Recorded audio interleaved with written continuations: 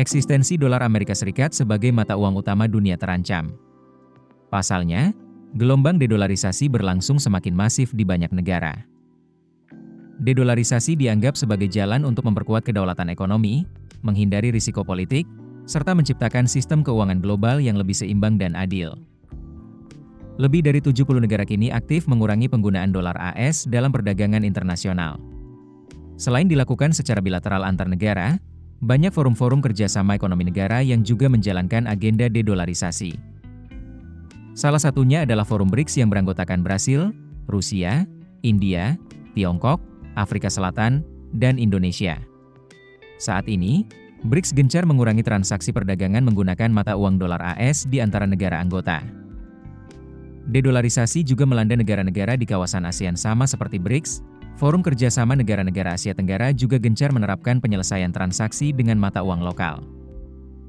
Negara-negara ekonomi terbesar Asia termasuk Indonesia juga sepakat mengadopsi mekanisme pembiayaan cepat berbasis mata uang regional, terutama Yuan Cina, menggantikan dolar AS. Langkah itu diikuti Cina yang juga semakin masif mempromosikan Yuan, hingga mendominasi 47% transaksi perdagangan global. Beralih ke belahan negara lain, kelompok persemakmuran negara-negara merdeka termasuk Rusia dan Kazakhstan, mencatatkan 85% transaksi lintas batas kini menggunakan mata uang lokal.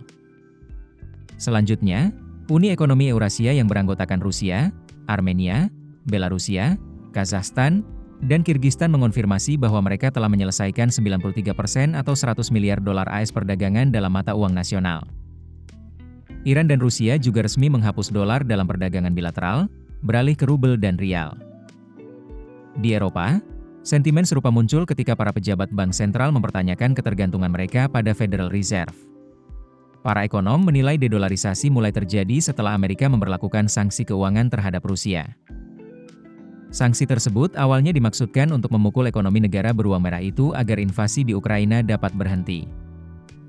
Namun sayangnya pasca kebijakan tersebut diberlakukan, Rusia dan sejumlah mitra kerjanya mulai meninggalkan dolar dan beralih ke mata uang yang lebih ramah terhadap perdagangan internasional. Mulai dari situ nilai dolar mulai mengalami penurunan nilai di tengah kenaikan suku bunga dan lonjakan inflasi. Pelemahan dolar AS bahkan berbanding lurus dengan realisasi pertumbuhan ekonomi AS kuartal 1 yang lebih kecil dari perkiraan, di mana ekonomi AS hanya tumbuh di level 1,1% year on year. Perkembangan ini menunjukkan dedolarisasi berakselerasi dengan cepat untuk meninggalkan dolar AS.